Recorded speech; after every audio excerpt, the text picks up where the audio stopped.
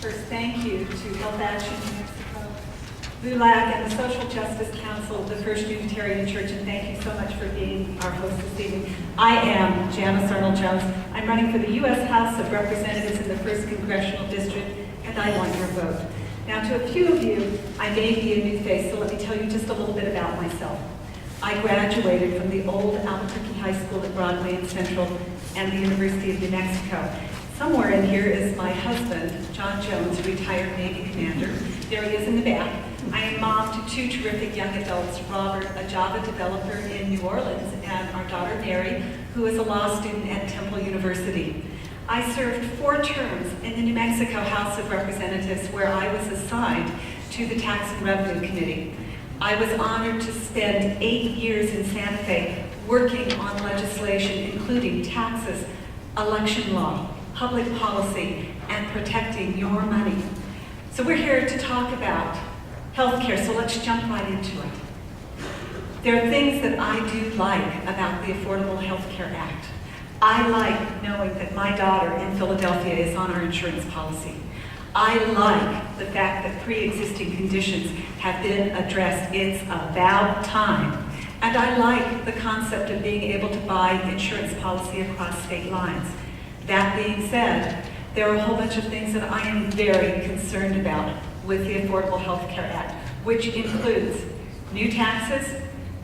If you're over 75, you may be denied diagnostic screenings, 159 brand new boards, 20 million seniors moved out of Medicare Advantage, and most importantly, the Independent Advisory Board, which is unconstitutional and I believe an inappropriate delegation of congressional authority.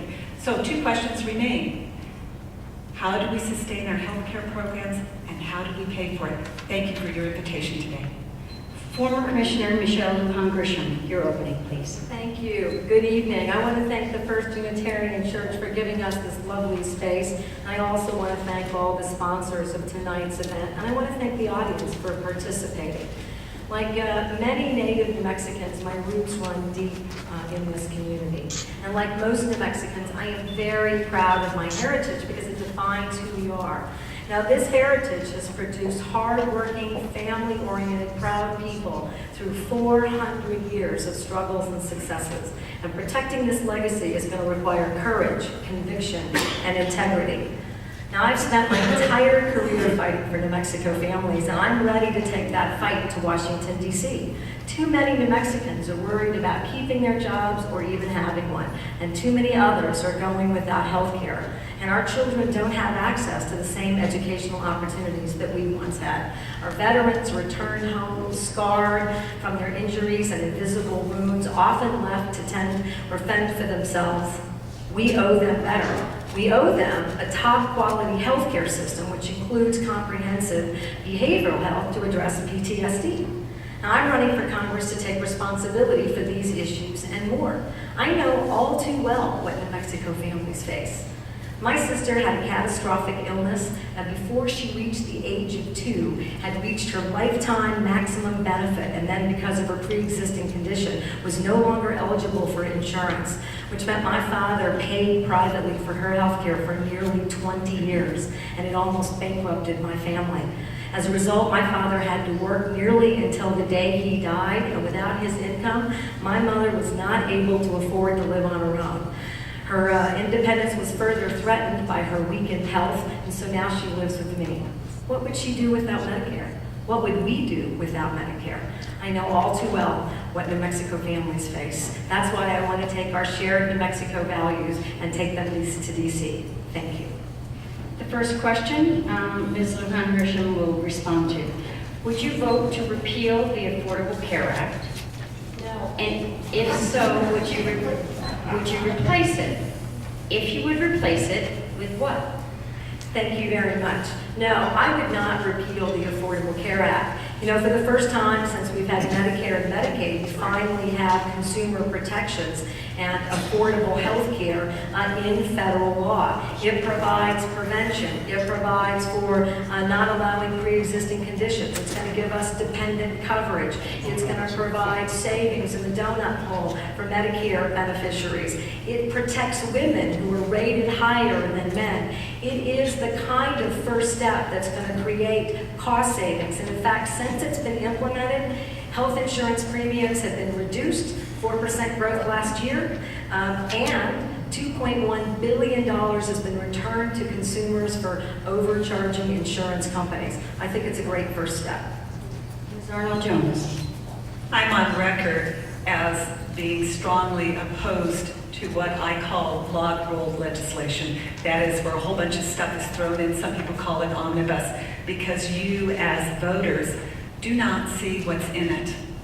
Now, I told you what I like about this bill, and those three things I think are incredibly important and could be accomplished quickly with single pieces of legislation that you can see.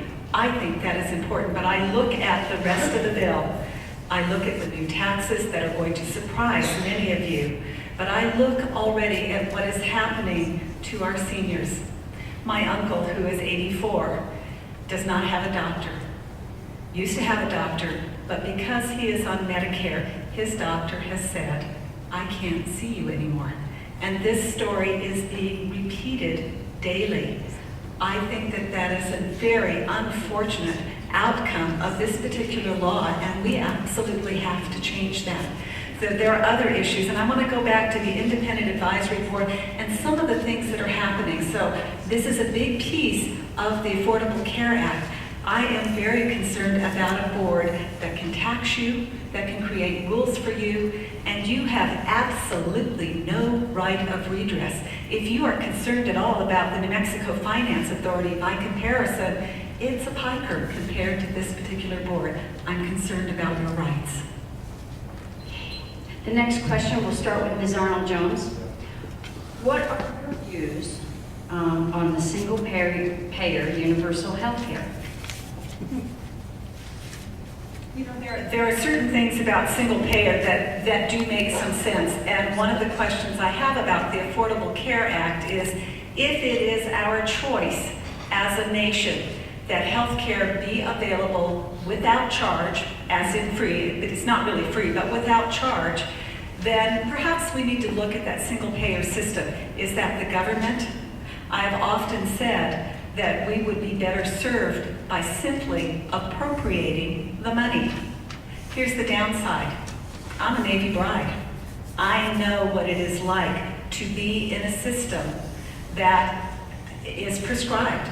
I know what it is like when the government says, here's all there is, and so it's May, I need to get my children a physical so they can start school in August. But when the military runs out of money in June, I can't get a physical for them before October.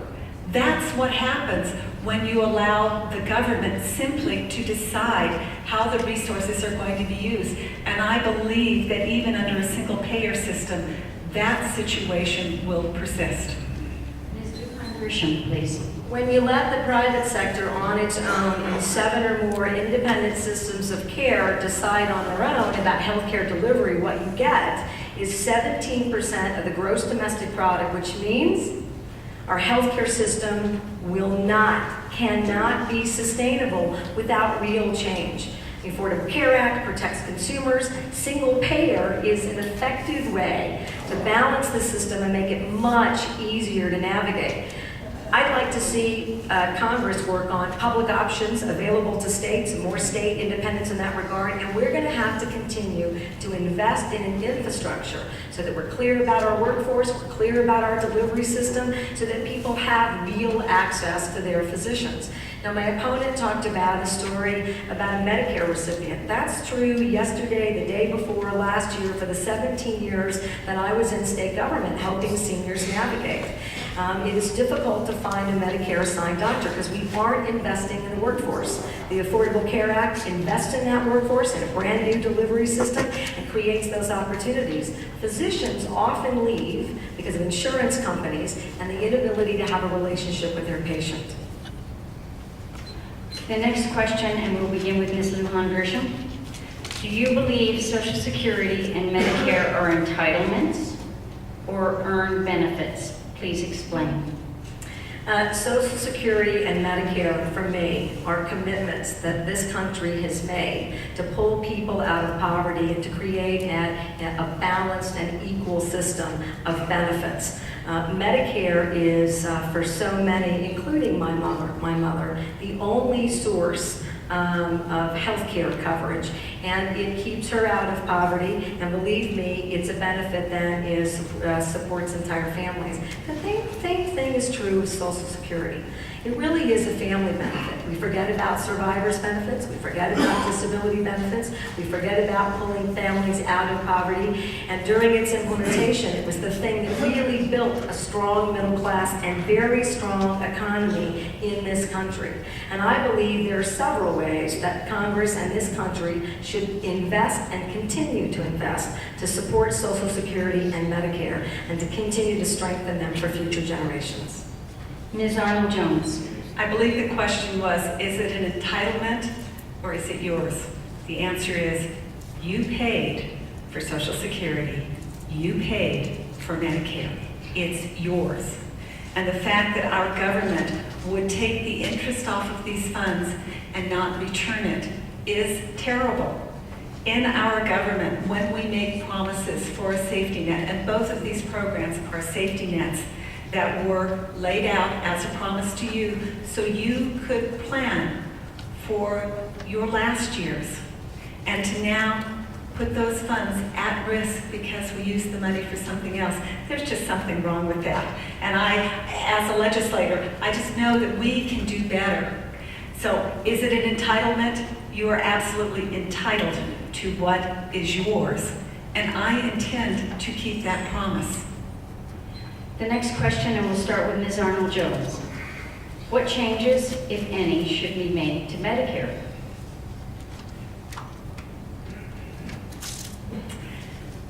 It seems to me that the Medicare issue, so there are going to be a couple of things in terms of changes to Medicare, and I'm going to throw in Social Security. So if you're over 55, you're fine. I'm not talking about you. But if you're under 55, in order for us to keep this promise, first and foremost, we may have to look at raising the eligibility age. We may have to do that.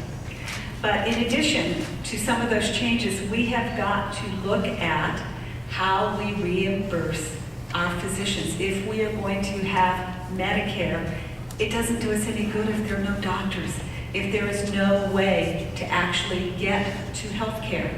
So accessibility and affordability are something that are key. But if the reimbursement is so small, and some of the plans in the Affordable Care Act actually diminish those reimbursements so that there are no doctors, then what do we have? We don't have care. And I don't think we're sitting here really talking about accessibility as we are about actually being able to get care, to really see a doctor. Ms. Lujan Grisham. Thank you. There are changes to Medicare, and I want to just point out that Medicare covers many folks younger than 65 who are disabled, and so let's remember that it's a much broader program than those 65 years of age and older. Some of the biggest problems in Medicare, overpayments to insurance companies, which are being taken care of, but there's more that we can do in addition to the Affordable Care Act protections. The Affordable Care Act does not provide the opportunity to negotiate prescription, drug, or pharmaceutical rates. That's a really huge area that could produce huge savings in Medicare that will allow us to continue to invest in a healthcare delivery system, which isn't just physicians. It's an entire cadre of healthcare professionals in public health and community health that for the first time will create the kind of access points doing nothing. And I want to point out that the Ryan budget, which decimates Medicare, does nothing to invest. The Republican budget does nothing to invest in workforce or health care delivery in this country. The Affordable Care Act, in fact, invests in building a much stronger health care delivery system so that we have better access and for the first time ever, much better healthcare outcomes. And one last idea for Medicare is something called value-based reimbursement, which means that for chronic disease patients and folks like that, we create incentives for both the patients and Medicare for better health outcomes, and I think that would be an incredible benefit. The next question, and we'll begin with Ms. Lujan Grisham. Do you support or oppose the proposed plan to replace the current Medicaid funding system with a block grant system? I oppose it. I think it's really important. I should point out for folks who may not know that in Congress right now, the Ryan budget proposes to take Medicaid and block grant it. And that basically means it's a giant waiver for states to reduce what they're spending, eligibility and benefits, and to really change the whole operation so fewer people are getting fewer benefits, which means we have sicker New Mexicans. There is an opportunity in the Affordable Care Act for states to have expanded Medicaid up to 133% of poverty. What this basically means is considerable money into the state to cover those folks so we have better health care outcomes so that we're not having uncompensated care costs, which gets shifted to us. The Medicaid expansion, I think, has been identified now by a bipartisan group of legislators. The Legislative Finance Committee is sort of a no-brainer for New Mexico. It shores up hospitals, it shores up providers, it provides much greater access. It's an economic stimulus for this state. It'll help us with the workforce delivery system, and for the first time, it'll cover families who before now were ineligible for Medicaid. Ms. Arnold-Jones. I want to tell you that I like everything, but maybe not so much. The block grants do have a real plus in that the states have more control over Medicaid. I just met with the New Mexico Waiver Providers Association. These are the parents and providers of for individuals with developmental disabilities. This is a huge problem for our state. We have 5,000 people on the waiting list. And for me, this is a priority. We simply must address it. And so I have two concerns, and one is the Affordable Care Act. As it is currently designed, the Medicaid portion is currently being considered in our state would add 130,000 recipients.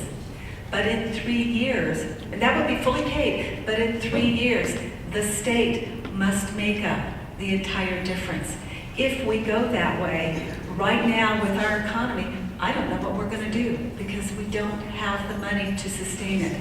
So I'm not very happy with either position, but here is my commitment and my concern. Individuals with developmental disabilities, and let's be real clear what that is. These are individuals who may be 55, but operate at the age of a 7-year-old. My neighbors say, what will happen to my child? This is our responsibility. We have to find a way to take care of this population. Ms. Lujan Grisham.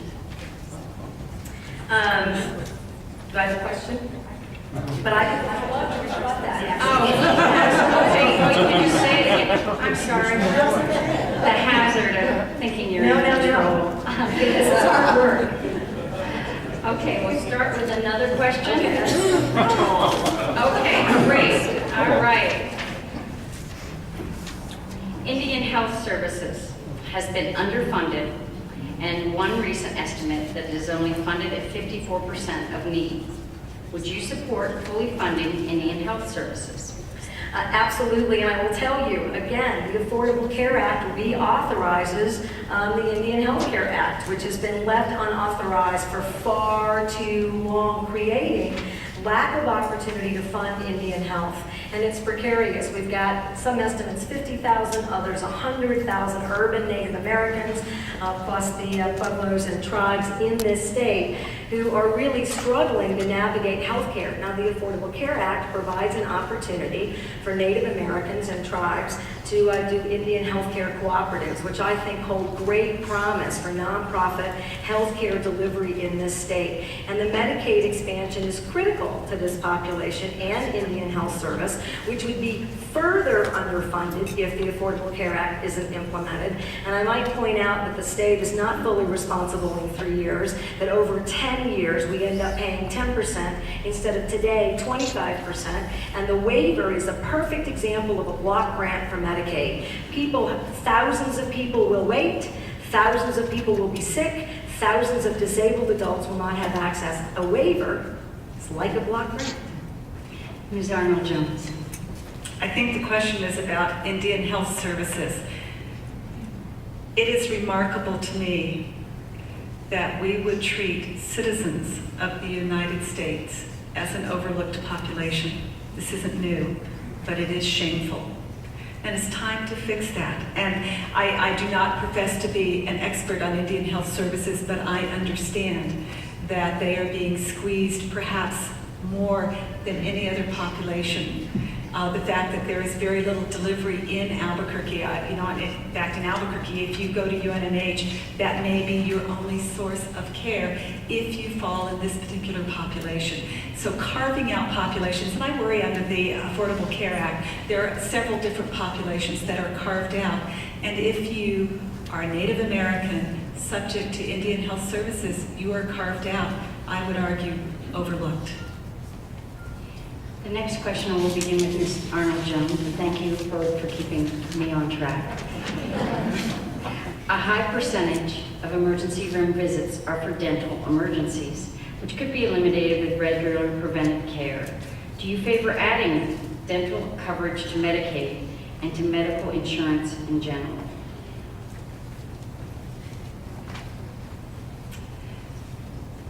We all know, as time has gone by, that our dental care is also predictive of our health status.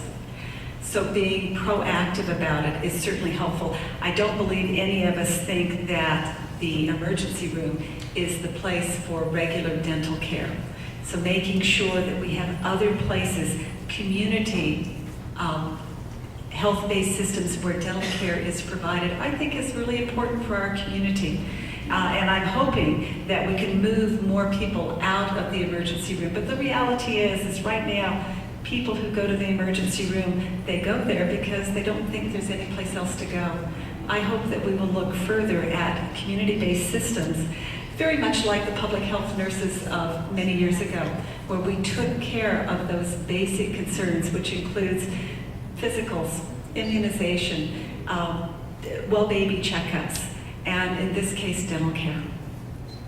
Ms. Lujan-Grisham. Thank you. Absolutely. Oral care is a very important and very effective prevention component that we're not addressing in this country for all populations. Two core populations who are really adversely affected are children and senior citizens. And I will tell you that I believe, and Janice and I have got a long, productive work history that we're both very proud of, but I think you voted against all the Medicaid expansion that included oral health care expansion, which would go to the schools. There are several providers who do that, but their funds have been cut, and now catching up. I would work hard as a congresswoman to invest in oral health care parity for all Americans and all New Mexicans.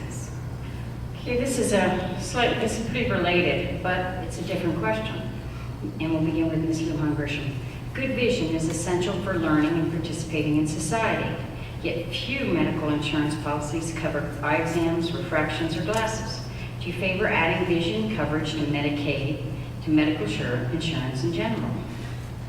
My hope is, the answer is yes. I mean, we have to make the smart decisions so that we aren't paying for the more expensive healthcare issues as a result later. The issue is that we haven't been able to make these sort of comprehensive, productive prevention policies because in this country you have far too many people without coverage. So the only thing we do is wait and do it at the back end, which again means that we're sicker, we're not healthy, there's no prevention coverage, people don't have any money to pay for that prevention, and we go to the emergency rooms and hospitals. With the implementation of the Affordable Care Act and with the economic stimulus for the Medicaid money, which it's not Medicaid per se, but today, there's more than $200 million in New Mexico already to affect the improvements in health care under the Affordable Care Act. This additional revenue into New Mexico and to other states is going to give states real opportunities to add even additional coverage to their citizens. And I'm really excited about finally getting this country, like other countries, into a position where we're doing comprehensive prevention and support. Ms. Arnold-Jones. It's interesting to know that the Medicaid program that we have covering our children has a very extensive vision component. And I'm sure my opponent will be glad to tell me which exact bill she was talking about. But at the end of the day, when we were not able to expand, it was the same case that we are going to face in our country. Could we pay for it? And no matter what you think about prevention, I hope you like prevention, but our government is going to have to find a way to pay for it. We are $16 trillion in debt. The deficit is frightening. At the end of the day, I can say absolutely, yes, I want everything. I want prevention. I want you to have that smorgasbord. I do. But I also know that it is all of the taxpayers who have to step up to the plate and pay for it. $16 trillion in debt.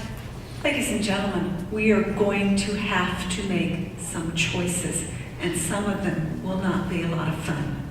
But I like the vision component in Medicaid. Ms. Arnold-Jones, we'll start with this question for you. Should limits be placed on availability or coverage of women's reproductive health services? And if so, what should they be?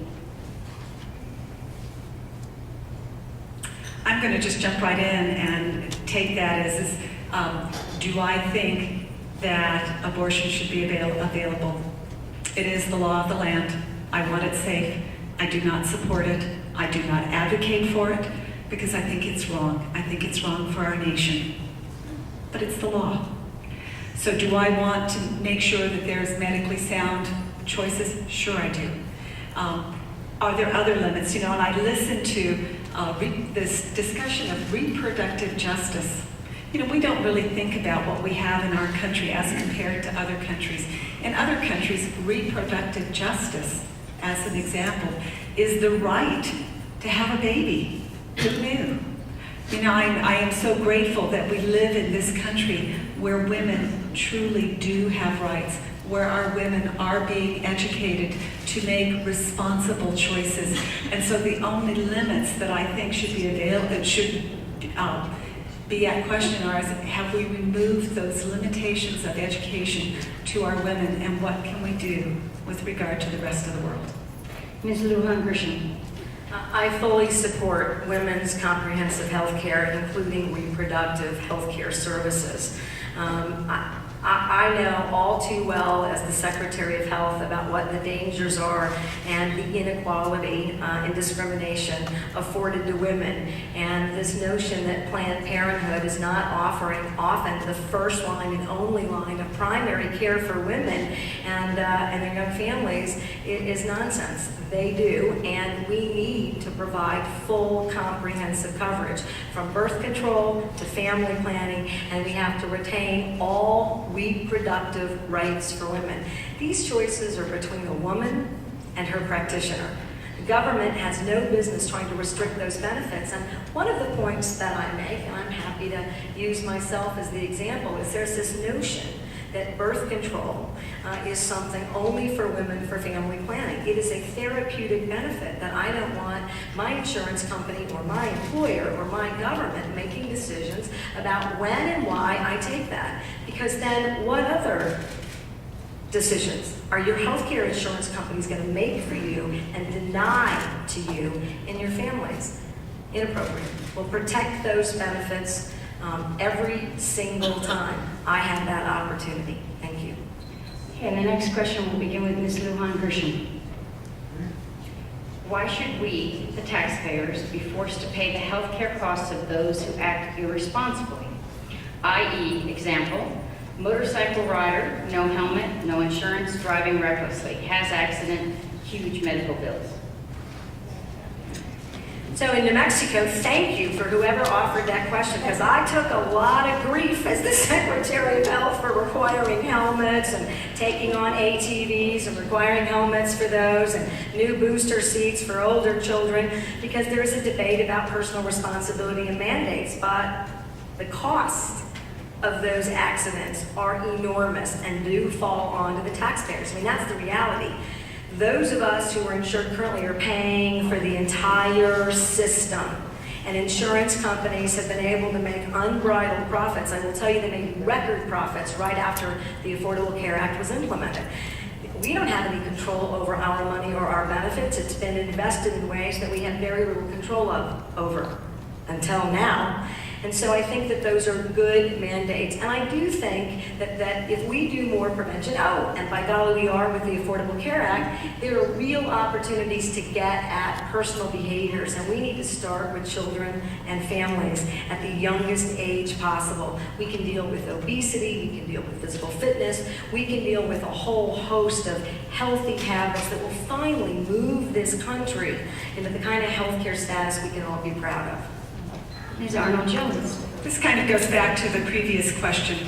What is the obligation of the taxpayer to pay? Now, is it my obligation to pay for your recreational sex? No, it's not. It's not. Is there contraceptions that are available freely? Yes. Do I have to pay for it? No. So now we're going to get into the thorny questions of, as my daughter would say when she was in EMS, being roadkill on the highway. So at what point do we as a nation decide whether or not we are responsible for stupid decisions? You know, and this is not simple by any stretch of the imagination. My heart breaks for people who are in accidents. There is not a one of us in this room that would deny a baby catastrophic care who was in a car whose parent was drunk and that child was injured. Not a one of us. This is not an easy discussion, but it is time to talk about taking responsibility for our own behavior. And so let me just throw out a couple of other things. I'm sure that several of us in this room actually smoke. So when you end up with lung cancer, is that also my responsibility? These are personal questions. And I'm so grateful to be here today because I hope we start the dialogue. Okay, the next question will start with Ms. Arnold-Jones. The Affordable Care Act, or ACA, brings 40 million new eligibles into the health system. Many more healthcare providers will be needed. How do you propose to supply more doctors and other health care providers? To meet this need? Got it. Cut me off. To meet this need. Look, I am very concerned that the Affordable Health Care Act is going to drive physicians away. You know, so here's some easy answers. We have to expand our medical schools. That is not without a cost. We are already importing doctors and nurses from other countries. Not a bad solution, but is that the solution that you want? So I look at people like my daughter, who is now going to be a lawyer instead of a doctor, because she said, you know, I don't think I'm going to be able to make a living because the way that we are actually treating our doctors. So as opposed to the Affordable Care Act, should things change, and if we really believe the way that care should be delivered, then we should budget for it and set out the salary for the caregivers. That is one way to address it. But the only other practical way to get there is to expand our training. Ms. Lujan-Grisham. We're going to have to do several things to improve our healthcare delivery system, and I want to point out again that the Affordable Care Act makes real investments, and some of them are already here at the University of New Mexico for a very diverse workforce improvement effort so that we get those practitioners. It's not just about physicians, it's about nurse practitioners, it's about physician assistants, and it's about nurses, and it's about hygienists, and it's about dentists, and it's about psychologists, and it's about a whole cadre of paraprofessionals. And We're going to have to think about ways in which we deliver our health care that are a bit different, more public health and community health. So you're marrying public primary care with public health. That's what most countries do. Huge benefits here. And in New Mexico, we've actually led the way. And now the Affordable Care Act will help us now finance that, so we have further implementation for telehealth and telemedicine and creating opportunities for a brand new delivery system so that we're not reliant on doctors. Whether or not we have the Affordable Care Act and whether or not we could all afford the current healthcare system, which I would argue we cannot, the number of aging individuals who need doctors, if we do nothing, there aren't sufficient physicians to support that population by any stretch of the imagination in this country. The first time we are tackling a delivery and workforce system in this country. Okay, and the next question will start with Ms. Lujan Grisham. And I think let's address it from a federal point of view. Would you support tort reform as a way to reduce health care costs? You know, I want to point out in New Mexico for that question that we have a wonderful environment for trial lawyers and patients and the state to come together with the medical malpractice CAP system, where there's a medical malpractice board, and I think it's got great hope for adoption by the rest of the country. But I want to be very careful that we don't limit a patient's access to have their day in court and to mitigate injuries and mistakes. You know, I spent 14 years at the Agency on Aging and finally as the secretary there. And I had no regulatory authority, but it was my responsibility to shed light on abuses in nursing homes. When I tell you the atrocities in that industry, and I can't imagine what we would have done to improve the quality of care or to provide restitution to those victims without making sure that wrongful death, malpractice, and tort could be taken up on behalf of those individuals. We're talking broken bones, sexual assaults, starvation, and people left often to die from bed sores. It was a heinous and terrible environment that we saw around the country. We need to be very careful that we don't minimize individual protections, and let's use the medical malpractice system we have in New Mexico as a model for the rest of the country. Ms. Arnold-Jones? If it's a model for the rest of the country, we're in trouble. I watched the number of doctors who pick up and move to Texas because in that very move, their own compensation goes up 15%, and they are protected by reasonable malpractice rules. So clearly in the state of New Mexico, it's not working, or we would have more doctors staying. That is really a problem to me. Now, there isn't a one of us in here that would stand for negligent activity or stand in the way of a cause. Not a one of us. But right now, there is a need for tort reform nationally. There's a need for tort reform in the state. And we do need to look at the medical malpractice caps. There is no doubt about it if you want to have doctors. And I will point out that as a Navy wife, I have to tell you what, the number of times that I got to see a doctor here in New Mexico was never, because we simply didn't have them. We had physician's assistants, we had terrific nurses, but if the level of care requires a doctor, you have to watch the kind of system that you're advocating for. And so I have to just raise a question. So if all of this is so good, then I have to ask my opponent, why would you have supported the nursing home bed tax, which actually increased these types of situations?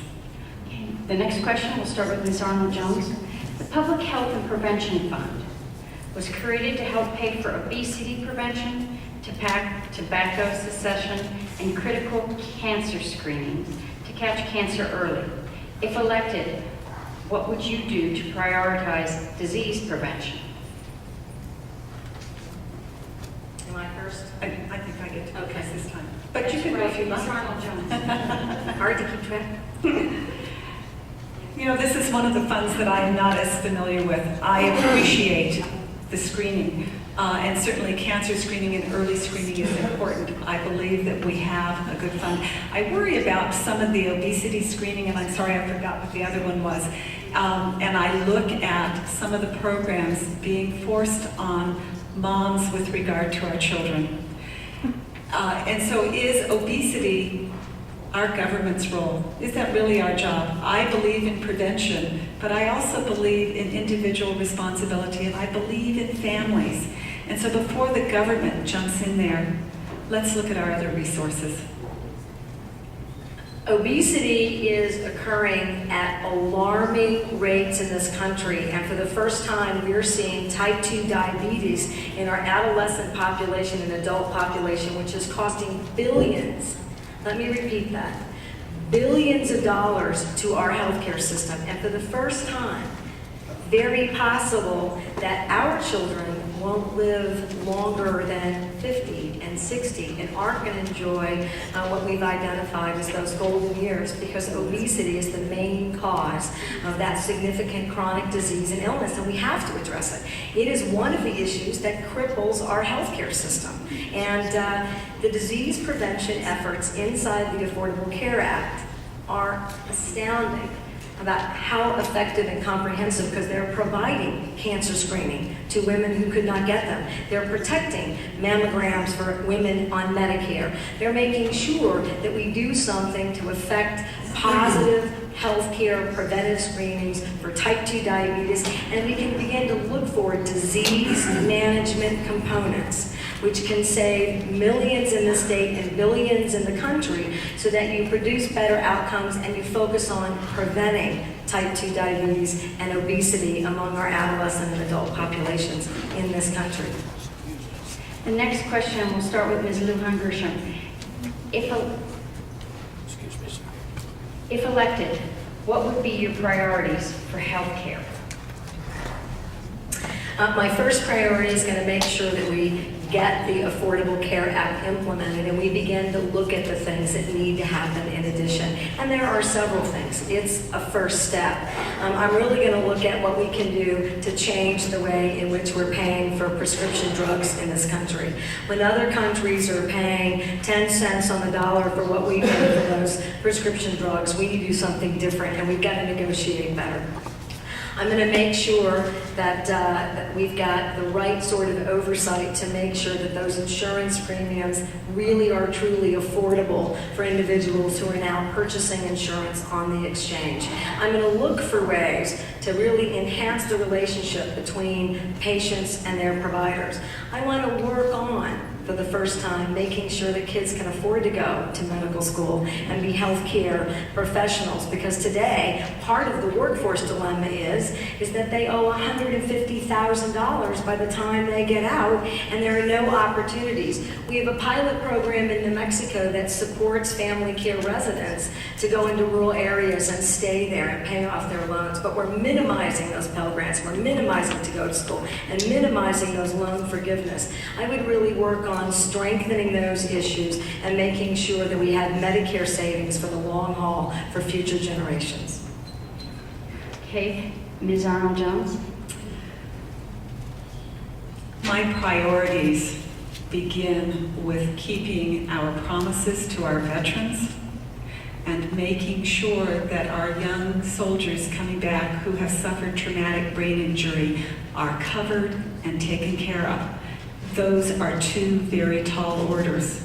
After that, my goodness, the list just goes on and on. But know that my perspective is to make sure that you as an individual have the ultimate control over your health care, that it is not prescribed by the government, that you do have the ability to actually access and converse with your caregiver. You know, it breaks my heart to listen to my friends who are docs who are now complaining that when we introduced telehealth, it was 50% computer, 50% patient, and now it's 90% computer, 10% patient. That's not what I have in mind at all. So I want to make sure that it is available, that we have health care that is available and accessible. But I'm going to go back to the resources that are available. And our first priority are to people that we have made those promises to, who have stood on the wall and protected us. Okay, and this question will start with Ms. Arnold-Jones. What can we do to get our medical information and data technology up to 21st century standards?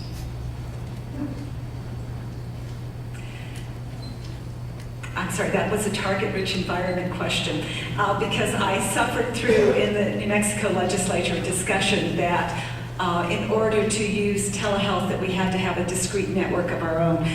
For those of you who are IT people in here, you're just going, oh please. So let me offer to you the VA system. No system has done a better job of using electronic records and telehealth than the VA. There are times that I will grouse a lot, but tremendous advances in updating that information. As a Navy wife, here is what I love about it. I don't have to go make an appointment to pick up my records and hope that I got them all, because when I went to the next place, they wouldn't see me unless I had all the records. Now, your records are available electronically. We are making tremendous progress. And while these systems are not inexpensive, the efficiency that will be afforded just on the records aspect, I believe, will actually free up resources so that many of the other things that we've talked about will actually be available. Ms. Lujan-Gershon. Electronic medical records have been a mandate of the federal government for some time now, and it's coming. But I will tell you the thing that we need to do, really twofold. One, each insurance company has a proprietary ownership of their records, which is why it's not portable, transferable anywhere, which is why the veteran system is an example. But if a veteran goes to any other healthcare system, then there's a disconnect. They're not talking to each other. The only way to really solve that in this country is a patient medical record. Now, actually, New Mexico is a very progressive state. I had the opportunity to work on legislation that would invest and begin the framework to create patient medical records. And that's exactly what we need. If you can take your ATM card anywhere in the world and do all of your financial work right there, you ought to be able to have all of your healthcare information. And when we talk about personal responsibility, that's a great place to make sure that the data is being entered, to make sure that your lab results are there, that all the information's in one place. It would actually mitigate mistakes, which are another large cause of healthcare costs. And so that's what I would do to really address the current problem with information technology in our healthcare system. The next question will go with Ms. Lujan-Gershon. If elected, what would you do to provide sufficient funds for cancer research? You know, I'm really proud of New Mexico and what we've done for cancer research. We have one of the best tumor registries in the country here at the University of New Mexico, and I think the development of our cancer center here and our efforts by the New Mexico State Legislature to fund breast cancer services and research are phenomenal, and we're doing that in a partnership with many other states, including Texas. You know, my sister died of cancer. She died of a very rare brain tumor, and that registry could have really made a difference in her health care, and I hope that it will prove to provide incredible benefits to the future. Congress has to do everything it can to provide those kinds of research and technologies that cure any number of things, from cancer to Alzheimer's disease and everything in between. We have incredible brain power in this country, and we've really minimized our investments in finding cures instead of looking for treatments. Ms. Arnold-Jones. I think the word here is balance. I think Michelle gave a great description of what we are doing in New Mexico, and it is phenomenal. But I have to bring us back to the real problem. We're $16 trillion in debt. So the answer is making sure that we jumpstart our economy. I don't want to ever have to give up the research and development that has led to some of the phenomenal treatments where people are actually living productive lives after cancer, after many other types of diseases that quite frankly, would have limited you to a year, 3 or 5 years. So we have to focus on what we can do. In the near term, boy, it makes me nervous that we might lose some of those R&D opportunities. But as a balanced approach in Congress, we cannot ever lose sight of the fact that research and development is an essential component of healthcare. Next, we'll start with Ms. Arnold-Jones. What would you do to protect women against domestic abuse and intimate partner abuse as a U.S. representative? You know, I have been working in this area for many years. The fact that we continue to have domestic violence tells me that we need to do a lot more work, gentlemen, with you. But in the meantime, there are laws that protect women, and I support them. In the early 70s, I helped to write the current criminal sexual conduct code. I am so proud that that is on the books because the law that preceded it was absolutely dreadful.